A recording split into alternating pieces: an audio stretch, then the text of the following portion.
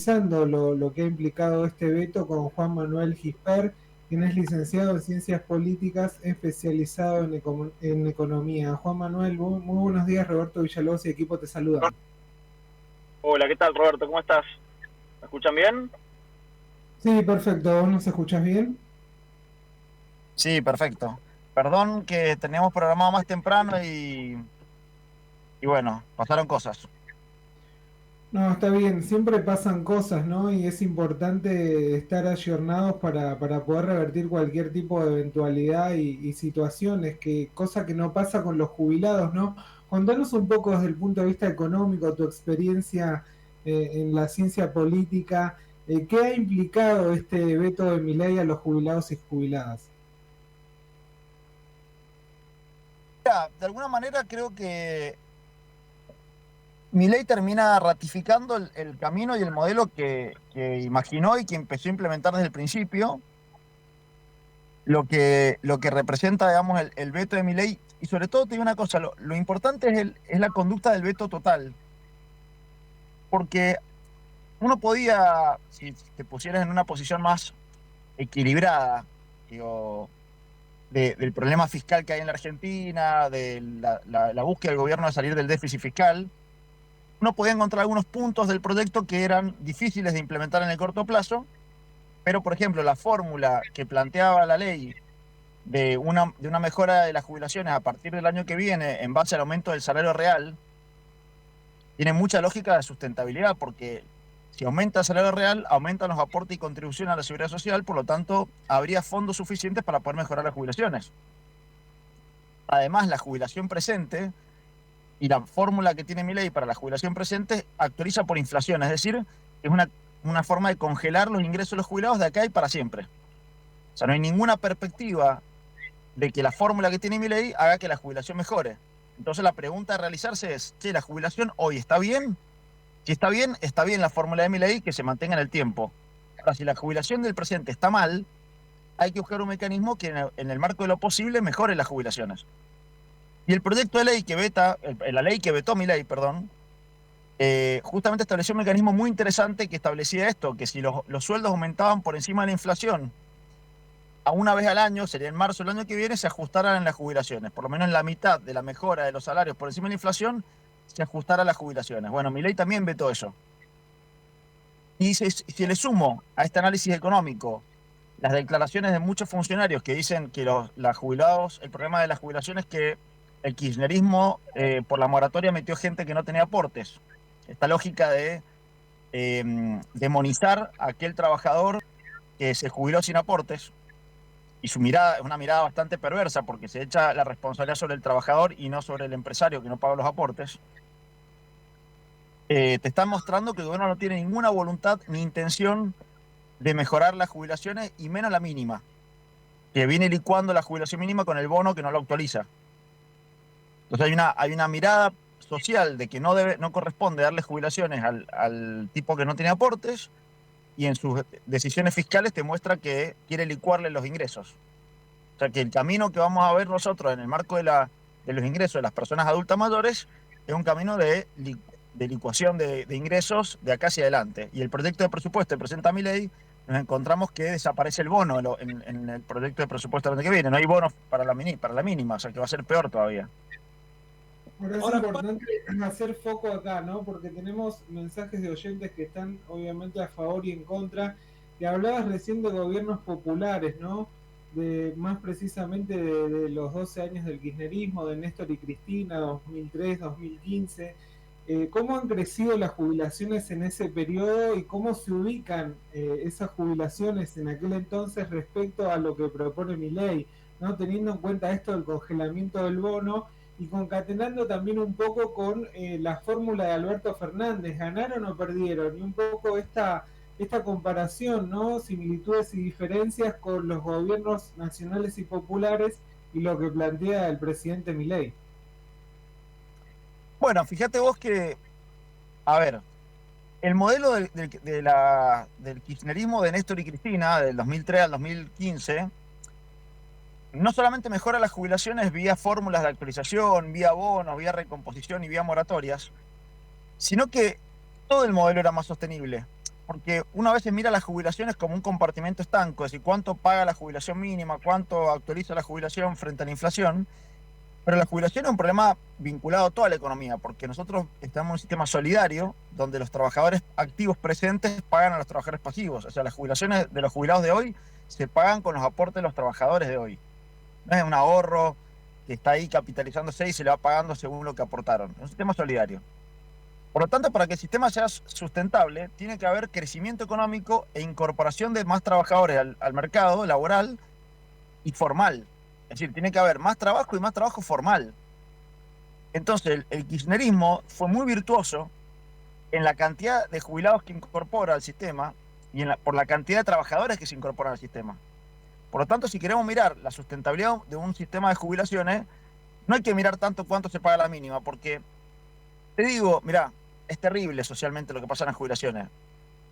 Pero si Milei tuviera un programa de gobierno que tienda a apuntalar el trabajo, en lo coyuntural sería malo, porque habría un problema de ingreso en los jubilados actual, presente, pero en lo estratégico la situación mejoraría. El problema de Milei es que no solamente ajusta la jubilación hacia abajo, sino que tiene un programa de gobierno que destruye el empleo privado registrado. Entonces, no solamente está matando la jubilación mínima hoy, sino que está desfinanciando el sistema en términos estratégicos y profundos. Es mucho más grave. Es mucho más grave que la jubilación mínima, que el bono sí, que el bono no. Porque si me pongo en chicanero político, digo, bajo el barro de la discusión política, Milei te puede responder, mira, ustedes peronistas, durante el gobierno de Alberto Fernández, la inflación se comió la jubilación. Y es verdad, porque la fórmula en el contexto de alta inflación daba mal. Es más, hoy si la fórmula de Alberto se aplicara con la inflación a la baja, le daría más aumento que la fórmula de Milei. Pero lo cierto es que los jubilados perdieron poder adquisitivo del salario durante el gobierno de Alberto Fernández. Por eso digo, a veces caer en la discusión chiquita de la fórmula matemática de cómo actualiza la jubilación es una discusión tramposa. Porque lo importante es la sustentabilidad del sistema jubilatorio en sí mismo. Yo, en defensa del gobierno de Alberto Fernández, te puedo decir que la sustentabilidad del sistema había mejorado porque el empleo privado registrado no paró de crecer después de la pandemia. O sea, el mejor indicador económico de la gestión de Alberto Fernández fue la cantidad de puestos de trabajo del sector privado que se generaron, superando inclusive la cantidad de asalariados del 2015. Bueno, ahí es importante destacar no solo que se genere trabajo, sino que en blanco, como bien vos lo decías, porque es lo que aporta y es para futuro. Hace un rato medio le echamos la culpa un poco a los empresarios que no aportaban, pero el Estado tampoco controlaba. El Estado tiene que controlar, hacer que el empresario aporte y de esa caja no manotearla ni tocarla, sino que tratar de que se crezca, que se fortalezca. Y aparte, volvemos a lo mismo, siempre la línea pareja, ¿no? Para un lado, para el otro, manoteamos, no manoteamos, metemos gente que no aportó, la sacamos, desfinanciamos, porque en el medio están los jubilados, estamos todos y en otro futuro. Así que es lo que tratamos de que los políticos, de la línea que sea, no puedan tocar, como en Estados Unidos, como en cualquier lugar del mundo. Para mover ese tipo de parámetros tenés que tener el 99,9% de las cámaras, de diputados, de senadores, como se llame, parlamento, como esté reglamentado el sistema, ¿no? Bueno, es que claramente hay un disenso muy grande en la Argentina sobre el modelo de trabajo, el modelo de Estado, el modelo de jubilaciones, porque uno cree que estamos todos de acuerdo en los jubilados. Y a veces cuando baja la discusión te dice, no, el tipo que no aportó, que no se jubile. Entonces, digo, para lograr ese nivel de blindaje, vamos a usar los conceptos que usa Milei hoy, para lograr un blindaje sobre una lógica de constitución del sistema del mercado laboral y jubilatorio, requiere un nivel de consenso muy alto, que no lo hemos tenido. No es que no se jubile, que se jubile y armemos un fondo de otro lado, ponele para no manotearle a los que ya aportaron y se acabó, porque si no, a todos no nos gustaría que mañana estamos haciendo un esfuerzo, Víctor, vos, Roberto, yo, todos los oyentes, y que en vez de 10 pesos de jubilación te van a tocar 8, porque 2 le tenés que dar, no aportó. Obviamente no te va a gustar, pero crea un sistema que sea autosuficiente, que se autogenere, se puede hacer, puede funcionar. Se puede. Es lo que van a cobrar ellos, lo que se van a llevar ellos, lo que le va a dar a la obra pública, lo que va a dar la campaña política. Se puede, muchachos, pónganse las pilas tienen materia gris para robar para un lado, roben para día para nosotros. Pero mirá este fenómeno. Yo comparto lo que decís, Diego, que se puede, y te incorporo algunos criterios para pensarlo. Por un lado, tenemos el 40% o el 40 o más de informalidad laboral en Argentina. Y el gobierno del kirchnerismo, que tuvo 10 años consecutivos de crecimiento a tasas chinas, no logró bajar mucho el nivel de informalidad laboral. Porque voy a decir, bueno, ¿por qué hay informalidad laboral? Y porque las empresas no pueden pagarlo, porque está mal, porque hay crisis, etcétera, etcétera. Pero si durante 10 años consecutivos tuviste crecimiento económico, aumentaste la cantidad salarial, aumentaste todas las variables, y no mejoró el índice de formalidad, te está mostrando que hay un problema estructural en la legislación laboral de cómo está planteada. ¿Por qué todas las pymes argentinas tienden a tener, o muchas pymes argentinas tienden a tener al empleo o no registrado o mal registrado? Porque vos tenés, ojo, que acá hay otro tema, del 100% de personas registradas, no sé el porcentaje, pero me animo a creer que un 20% o 30% del total de las registradas están mal registradas, o sea, están con media jornada en blanco. Entonces aportan menos todavía de lo que deberían aportar. Entonces hay un problema estructural que para resolver este problema, decís vos, que se puede, hay que discutir, che, ¿cómo hacemos para que se registren los trabajadores y aporten? Porque la gente trabaja. ¿Por qué no aporta el que trabaja? Esa es la discusión. Y porque tenemos una legislación laboral, termino la idea, digo, perdón, tenemos una legislación laboral que fue pensada en una Argentina industrializada y esa productividad de la empresa se destruyó, o sea, ese modelo de valor agregado de las empresas se destruyó. Nos quedó la legislación laboral, pero no nos quedó el modelo productivo. Constitución de 1949 reformada en el 1994, que ya está desactualizado obviamente, participación de la ganancia de la empresa y un montón de otras cosas. Pero no tienen voluntad, porque si no, el mismo shock que estamos implementando para el sistema económico, volvemos al shock del derecho laboral, vas a trabajar, te aportan 100, se te guardan los 100, se congelan los 100, se multiplican por algún parámetro del que más, vamos a refinanciar el Estado con la plata que están aportando estos tipos y a los jubilados, y no se toca nunca más eso. Entonces viene uno, lo toca, viene el otro, compran bono del ANSES, viene el otro con la plata del ANSES, la mandan a no sé dónde, y después nos quedamos mirando al norte. Entonces, pobres los jubilados, ¿qué van a decir ahora? Salen a hacer una marcha, le tiran lacrimógenos, los cagan a palo, y demás, que lo vio Víctor, lo vimos todos. Pero tienen que tener voluntad nada más, a los jóvenes como vos, como Víctor y como Roberto, yo ya estoy viejo, hay que volver al compromiso y a la responsabilidad, y si vos ordenás, alcanza. Si vos ordenás, tiene que alcanzar. Es un país rico. Si vos ordenás, como alcanza para la financiación de la política, la financiación de todos los demás chanchullos que hacen, hagan algún día que alcance para la gente. O que alcance para todos. Robá, llevate, pero que alcance para todos. No, encima que robá, el tipo no le alcanza. Ese es el gran problema que hay acá.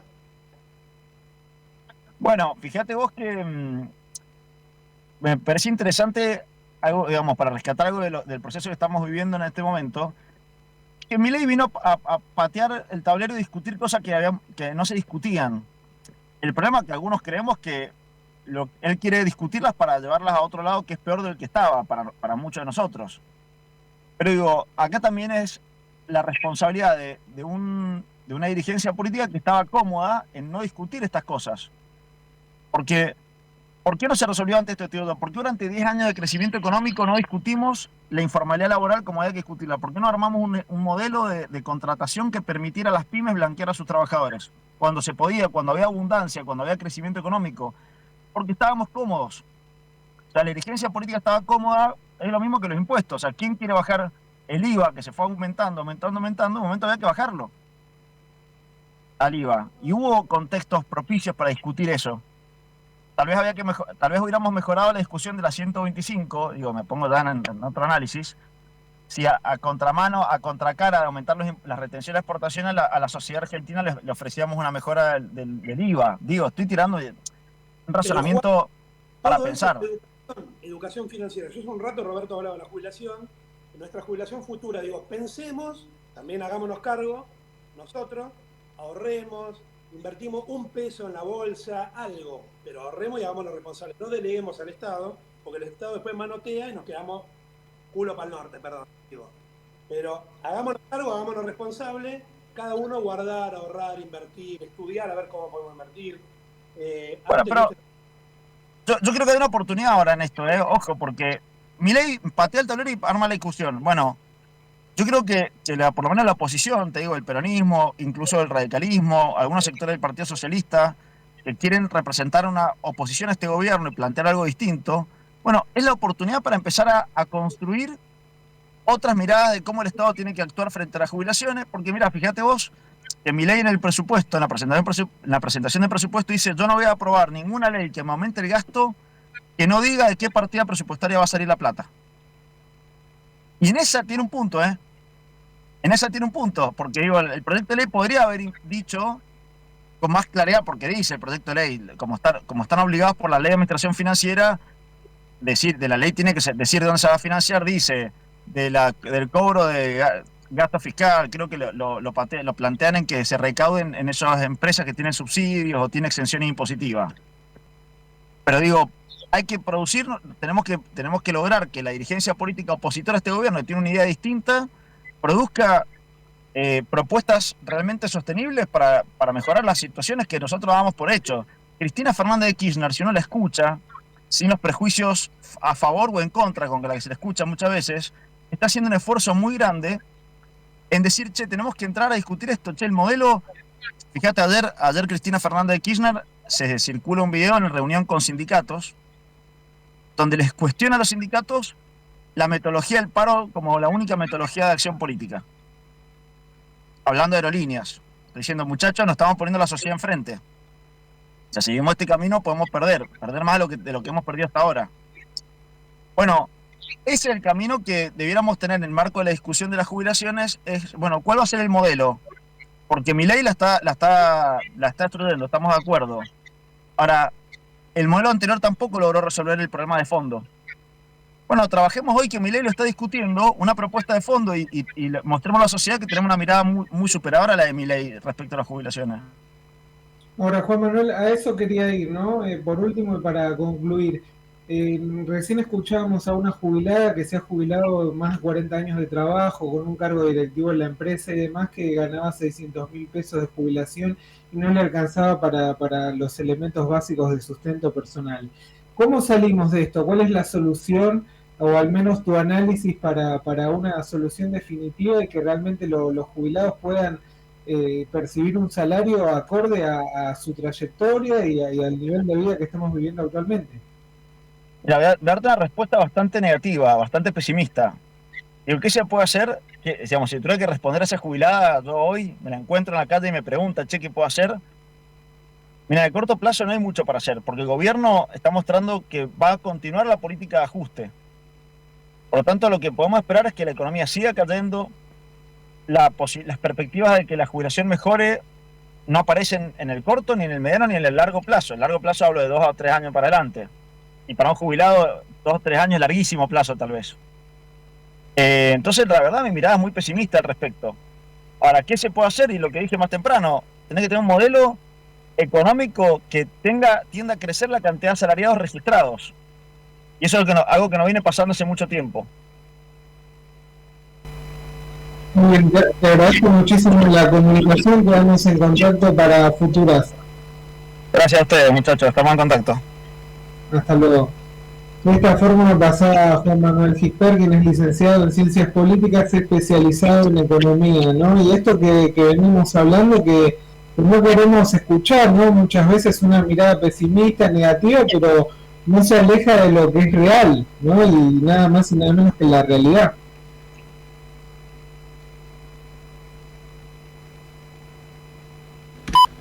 Y tal cual, porque en síntesis lo que hay que hacer es unificar.